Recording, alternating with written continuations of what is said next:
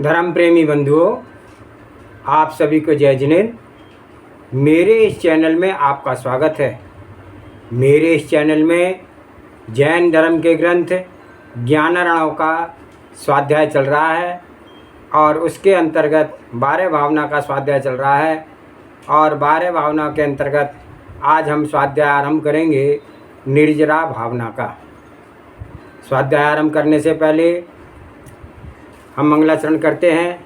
उससे पूर्व आपसे आग्रह करते हैं कि आप चैनल को लाइक करें, सब्सक्राइब करें, शेयर करें, ताकि जन जन तक यह जैन धर्म के मोक्ष मार्ग के सिद्धांत पहुंच सकें और जीव अपना कल्याण कर सके। ओंकारं बिंदु संयुक्तं नित्यं ध्यायन्ति योगिनः कामदं मोक्षदं चैव ओंकाराय नमो नमः। अविरल शब्द गनहुगा प्रक्षालति सकल भूतल मल कलंका मुनि विरूपार्षित तीर्था सरस्वती हर्तो नो दुर्तान अज्ञान तिमिर अंधानां ज्ञान अंजन शलाकया चक्षुषि उन्मीलितं येन तस्मै श्री गुरुवे नमः। श्री परम गुरुवे नमः। परंपराचार्य श्री गुरुवे नमः। सकल काल विध्वंसकं श्री श्याम परिवर्तकं धर्म संबंधकं भव्य जीव मन प्रतिबोधकारकम् इदं शास्त्रं श्री ज्ञानार्णव। एतन्मूल ग्रंथ कर्तारा श्री सर्वज्ञ देवा तदुत्तर ग्रंथ कर्तारा श्री गणधर देवा प्रतिगणधर देवा तेषां वचनासारणमासाद्य आचार्य श्री शुभचंद स्वामी जी विरचितम् टीकाकार 105 शुल्लक श्री सहजानंद वर्णी जी। मंगलम भगवान वीरो मंगलम गौतम वणि मंगलम कुंद कुंदाद्योति जैन धर्मोस्तु मंगलम। सर्वे श्रोता सावधानतः श्रवन्तु। निर्जना भावना श्लोक नंबर 190। यया कर्माणि सीर्यन्ते बीजभूतानि जन्मना पिणीतायमेभिषेयं निर्जराजीर्ण बंधनैः। जिसके द्वारा संसार के बीजभूत कर्म नष्ट किए जाते हैं, उसे कर्म बंध से रहित हुए मुनियों ने निर्जरा कहा है। निर्जरा निर्जरण भूमिका। जिस निर्जरा के द्वारा कर्म नष्ट कर दिए जाते हैं, वह निर्जरा मोक्ष के लिए ले जाने वाली निर्जरा है, ऐसा संयमी पुरुषों ने कहा है। ये कर्म जन्म मरण कराने के कारणभूत हैं और इन कर्मों से हम आप में बड़ी विचित्रता उत्पन्न हो जाती है। एक समान नहीं रह सकते हैं। हम आप कभी किसी तरह से कल्पनाएं जगती हैं, कभी किसी तरह की कल्पनाओं से यह जीव बेचैन रहता है। भला बतलाओ, यह समस्त लोक कितना बड़ा है। कितना बड़ा हो तो अधोलोक है, और कितना बड़ा विशाल ऊर्ध्वलोक है, और कितना विशाल अन्य समस्त स्थावर लोक है। तो सब कुछ मिला करके 343 घन राजू प्रमाण लोक बनता है। तो इतने बड़े लोक में आज जितनी जगह का हम आपको परिचय है, वह समुद्र की एक बूंद के बराबर है। और जितनी सी जगह का ममत्व करके कौन सी सिद्धि पालोगे, तो यह जीव। तो जीवन की विनश्वरता का प्रत्यय। तो भैया जीवन है जल के बुलबुले की तरह। जैसे ऊपर से जल गिरने से बुलबुला बनता है, तो वह कितनी देर ठहरता है? क्या यह बुलबुला बना रहने के लिए बना है? तो यह तो मिटेगा। क्या हम आपका यह जीवन बना रहने के लिए बना है? यह तो मिटेगा। और ये सब मिटने की ही निशानी है। बढ़ कर जवानी निकल गई, बुढ़ापा आ गया, और यह बहुत ही जल्दी बढ़ रहा है। तो ये सब बातें जीवन ना रहेगा किसी के ही तो संकेत हैं और संकेतों का क्या प्रयोजन है?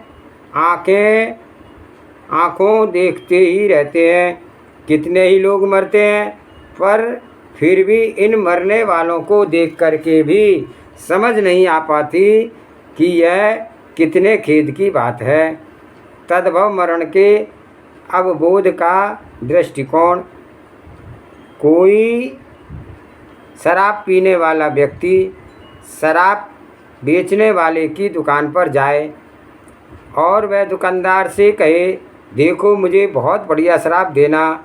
जो यह विश्वास देता है, हाँ हमारे पास बहुत बढ़िया शराब है, अजी नहीं अमुक शराब देना, हाँ हाँ वही है, नहीं बहुत बढ़िया देना, तो वह दुकानदार कहता है कि हमारे यहाँ बहुत ही अच्छी शराब है। इसका परिणाम यह है कि देखो मेरी दुकान पर 10 आदमियों शरीर बेहोश पड़े हुए हैं। बेहोश पड़े हुए लोगों को देखकर भी उसकी शराब का विश्वास नहीं हो रहा है कि यहाँ बहुत बढ़िया शराब मिलती है। तो यूँ ही यहाँ हम आप सभी देख तो रहे हैं कि अन्य लोग मर रहे हैं, अनेक लोग मर रहे हैं, पर अपने बारे में यही विश्वास नहीं बना पाते किसी तरह हमें भी मरना है। तो निर्जरा भावना का प्रोत्साहन। तो भैया मरकर भी कहाँ पैदा हो गए, फिर यह परिचय वाली जगह किसके लिए क्या होगी? तो कितने ही परिचय के साधनों में ममत्व किया जाए, कितने ही परिचित लोगों के लिए अपना समस्त संयम बिगाड़ दिया जाए, यहाँ कुछ भी सारभूत नहीं है।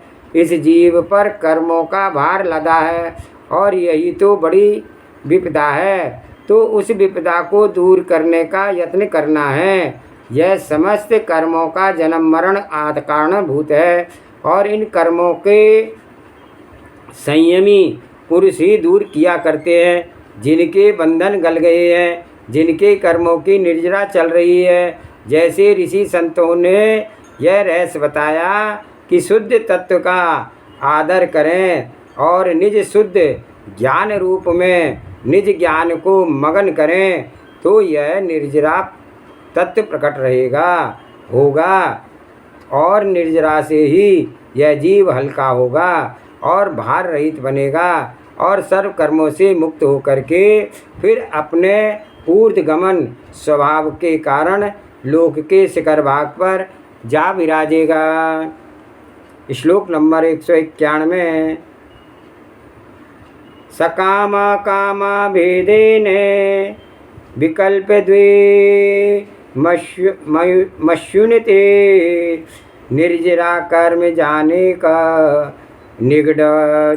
निग्रच्छेद कारणम। यह निर्जरा सकाम और अकाम के भेद से 2 प्रकार की होती है। इसका उसमें कर्मजा निर्जरा अनेक बंधनों का नाश का कारण है। तो निर्जरा के प्रकार, निर्जरा 2 प्रकार की होती है, एक सकाम निर्जरा, एक अकाम निर्जरा। इसमें से सकाम निर्जरा तो मुनियों की होती है और अकाम निर्जरा समस्त जीवों की होती है। सकाम निर्जरा के समय तो कर्म झड़ा दिए जाते हैं और अपने व्रत तपस्या के द्वारा आध्यात्मिक आचरण के बल से वह सकाम निर्जरा है और अपना अपना समय पा करके जो कर्म झड़ते रहते हैं वह अकाम निर्जरा है। तो इसी का नाम है उदय। तो जो कर्म आए हैं, बंधे हैं, वे तो हृदय उदय में आ गए और भक्त कर्मों के उदय से ना घबराने के लिए यह चिंतन करता है कि जो कर्म बंधे हैं वे तो भुगतने ही पड़ेंगे।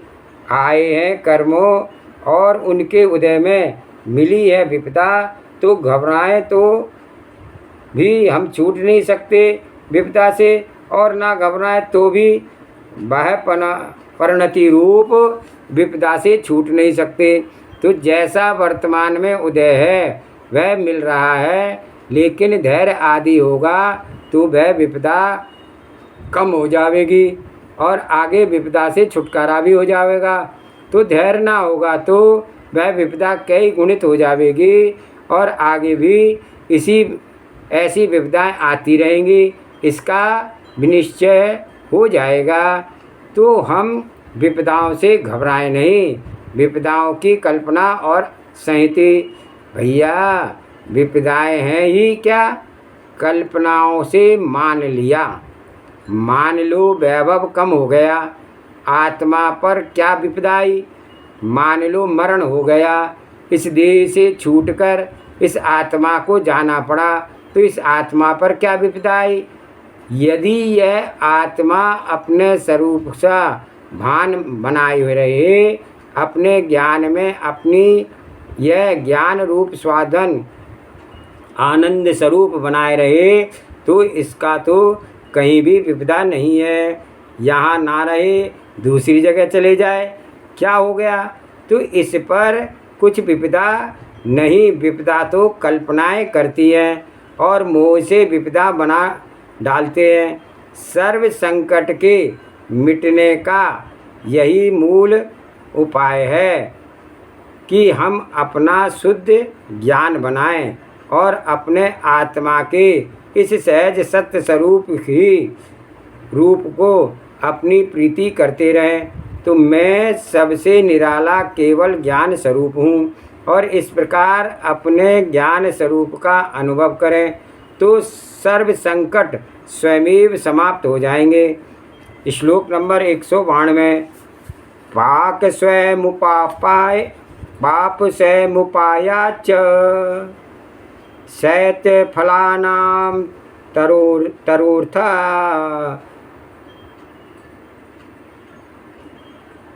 तथात्र कर्मणां गेय स्वयं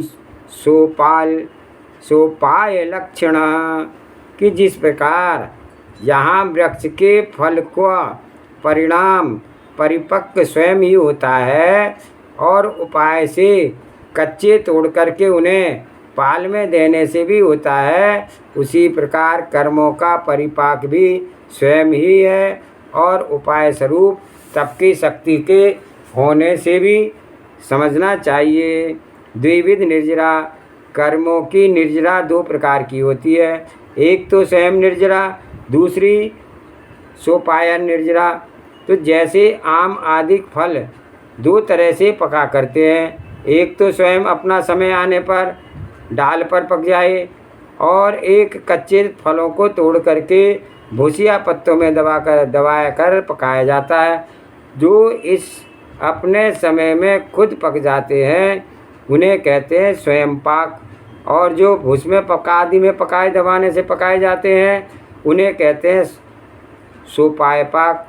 तो जैसे वृक्ष के फल का पकना एक तो स्वयं होता है, दूसरा पाल देने से भी होता है, इसी प्रकार से कर्मों का पकना भी तो कर्मों की स्थिति पूरी होने पर स्वयं होता है, अर्थात कर्म अपने समय पर अपना फल दे करके खिर जाते हैं। और दूसरी प्रकार की निर्जरा यह है कि सम्यक दर्शन आदि परिणामों से सहित तपस्रण किए जाने से जो कर्म नष्ट होते हैं खिरते हैं, वह सोपायन निर्जरा है। तो निर्जराओं की विशेषता, तो स्वयं निर्जरा तो सभी जीवों के हो रही है। संसार के सभी प्राणी अपने कर्मों के बंधन के परिणामों के बंधन करते हैं और उन कर्मों के कसाय के अनुसार जितनी भी स्थिति पड़ी है उसकी स्थिति को पूर्ण करने पर फल दिया करते हैं।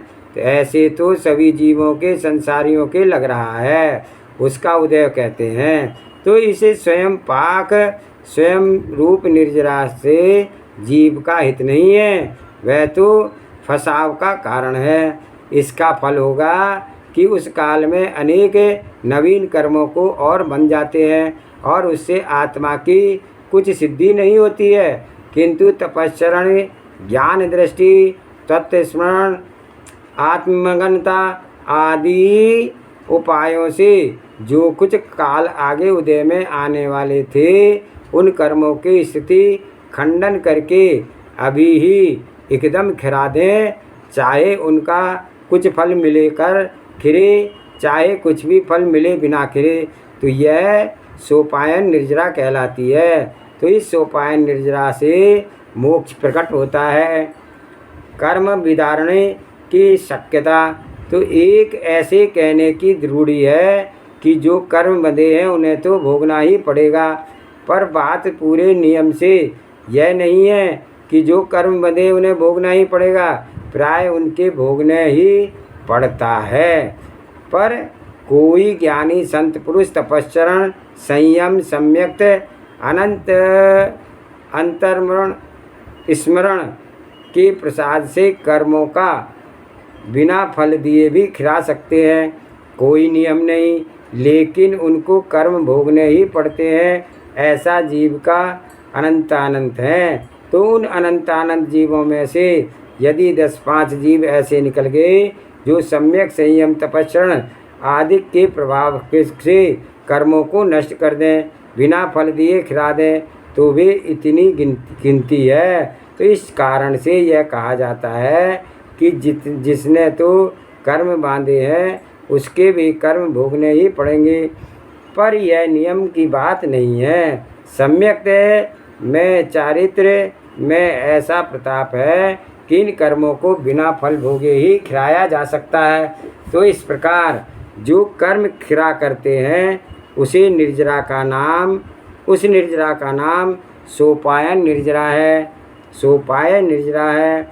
तो सोपाय निर्जरा का लाभ, तो सोपाय उपाय करके कर्मों को खिरा देना इसमें सिद्ध है, आत्म लाभ है।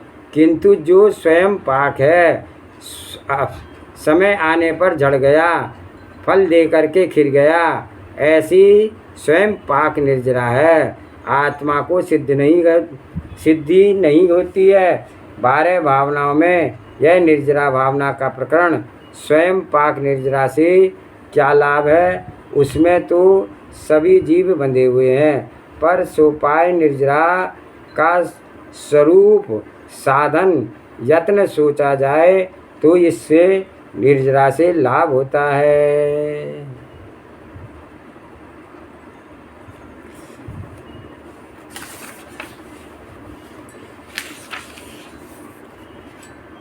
श्लोक नंबर 193। विशुद्ध्यति हुतासेने सदोषमयी कांचना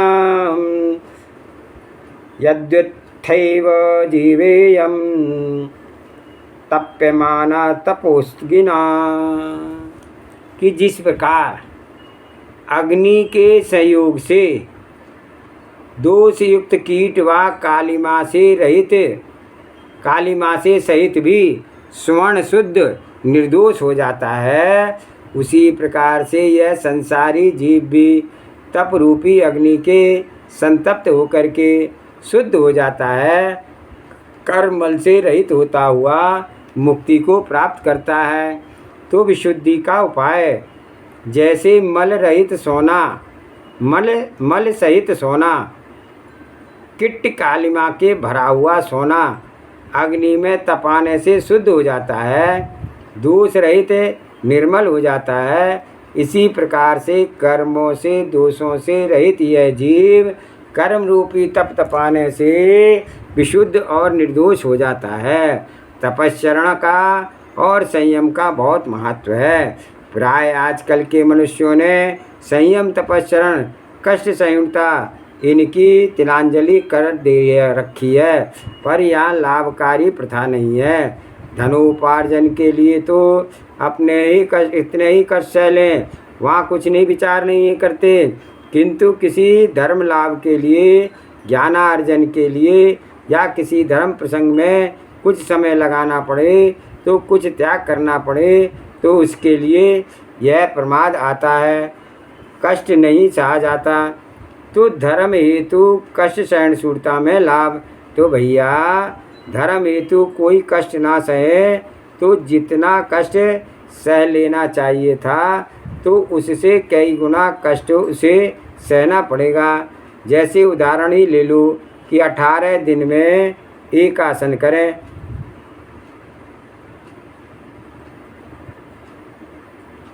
उदाहरण ले लो, 8 दिन में एक आसन करें और कोई सिर्फ एक बार ही तो ना खाया, एक ही बार खा लो, तो इतना कष्ट एक नियम पूर्वक सहता जाए या 8 दिन में एक दिन का उपवास का कष्ट ही सहता जाए तो उसके शरीर की गाड़ी अच्छी तरह चलती है।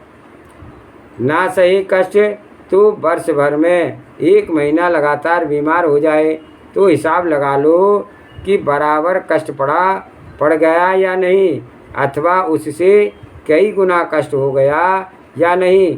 कितना ही ऐसी विपदाओं की संभावना रहती है कि अकस्मात ही बैठे बैठे खड़े विपदा आ जाए, किंतु ऐसी अनेक विपदाएं उनसे दूर होती हैं जिनका चित्त धर्म की ओर लगा रहता है और नित्य नियम से सह करके भक्ति के समय भक्ति और जाप के समय जाप, तो इस प्रकार समय व्यतीत करते हैं तो उनके अनेक विपदाएं दूर हो जाती है अथवा आती ही नहीं है। तो संयम और तपश्चरण का महत्व बहुत है, इसलिए अपनी शक्ति पूर्वक धर्म पालन करना चाहिए। तपश्चरण से विशुद्धि तो स्वर्ण मलिन भी हो तो अनेक बार अग्नि का संताप सहने से वह निर्दोष हो जाता है, ऐसे ही पंचेंद्रियों के विषयों के भावों से मलिन यह जीव कसायों की वासनाओं से संबंध रखने वाला यह जीव अनेक धर्माचरण और तपश्चरण के बारे करे तो उसकी अनेक वासनाएं खोटी वृत्तियां यूं ही दूर हो जाती हैं। संयम से प्रीति करना, तपश्चरण का साधना, शांतिपूर्वक ध्यान करना और एक आत्मरक्षा के लिए यदि कुछ शारीरिक कष्ट सहना पड़े और अपने आत्मा में एक विशुद्ध आनंद अथवा निर्दोष प्रयत्न आए तो यह कष्ट ही क्या है। यह सदोष भी जीव तपश्चरण प्रताप के निर्दोष से हो जाता है। तभी तो ग्रस्त धर्म और ग्रस्तों के धर्म के प्रसंग में ऐसा कर्तव्य बता दिया कि जिनमें से ये लगे रहे कि साधुओं को ऐसे कर्तव्य बता दिए कि साधु उनमें लगे रहे ताकि कोई खोटी वासना खोटे विचार ना उत्पन्न हो। आत्मलाभ का कर्तव्य धर्मचर्या के काम गृहस्थों को भी 6 प्रकार से बताए हैं। गृहस्थों को बताया कि वे प्रभु पूजा में अपना कुछ समय लगाएं, गुरुओं की सेवा में भैयावृत्ति में कुछ समय लगाएं और कुछ स्वाध्याय में समय दें और कुछ संयम पूर्वक आचरण करने में समय दें और तपस्या करें और कुछ दान भी करते रहें। तो ये 6 प्रकार के काम गृहस्थियों को बताए। कोई करे तो उस वातावरण से आत्मलाभ ले सकता है और ना करे तो लाभ कहाँ से मिलेगा। तो सूर्य का काम तो एक प्रकाश कर देना है। अब तुम्हें कोई उठे और खुद चले तो उस पुरुष का काम है। जैसे किसी को 4-6 मील कहीं जाना है तो सूर्य तो ना चला देगा, सूर्य तो एक मार्ग दिशा का हो गया, प्रकाशक हो गया। अब जागने वाले जगें और चलने वाले चलें, यह तो उनका काम है। तो ग्रंथ में वीतराग ऋषि संतों की करुणा करके सर्व मार्ग बता दिए गए हैं।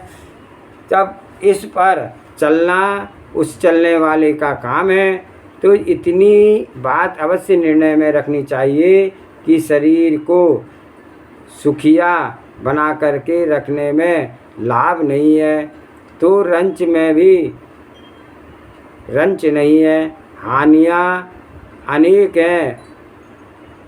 पर शरीर को अपने लिए संयम भक्ति आराधना आदि कार्यों में लगाएं और दूसरों के लिए उसका दुख दूर करना है तो इन स्थिर करने का मार्ग के वचन बोल करके उन्हें मार्ग में लगाना है। तो इन सब उपायों से दूसरे का उपकार करें, लेकिन शरीर को मुखिया मानकर ना करें, शरीर को सुखिया मानकर ना करें। कर्तव्यता परायणता की दृष्टि कोई यह सोचता है कि शरीर से कुछ काम कर लेने से या दूसरों के काम कर देने से यह शरीर दुर्लभ हो जाएगा। दुर्लभ नहीं होता, बल्कि बैठे रहने से और अन्य ईर्ष्या आदि विकारों से भाव आने पर शरीर भी दुर्लभ हो जाएगा। समाज में उसके रहकर घर में जाकर के लोगों की ऐसी ईर्ष्या करते हैं। महिलाओं के अवसर पर ऐसी ईर्ष्या रखती है कि वह घर में हम इतने काम आती है और यह दूसरी स्त्री वहाँ बैठी ही रहती है।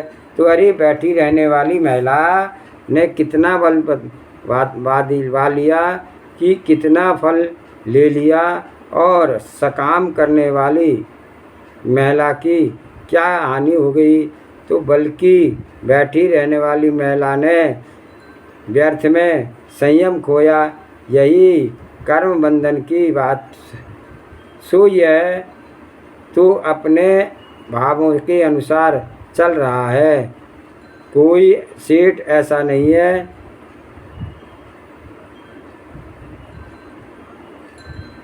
कोई बैठा ही बैठे कर्म बांधता है, तो कोई अनेक परिश्रमों के रहकर भी कर्म बांधता है।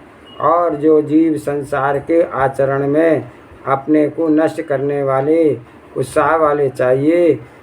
हमें आत्मा की उन्नति, आत्मा में प्रताप व आत्मा हो अथवा वह संयम तपश्चरण तथा सम्यक पर आधारित उन्नति आत्मा के प्रताप व प्रभाव हो, तो स्वयं तपश्चरण तथा सम्यक पर आधारित है। जावानी के ज्ञान से सूझे लोकालोक, सोवानी मस्तक नमो सदा देत हूँ लोक। हे जिनवाणी भारती तो हे जपो दिन रैन, जो तेरी शरणागे सो पावे सुख चैन। देव भजो अरिहंत को गुरु सेवा निर्गन, दया धर्म पालो सदा यही मोक्ष का पंथ। 9 बार नमोकार मंत्र।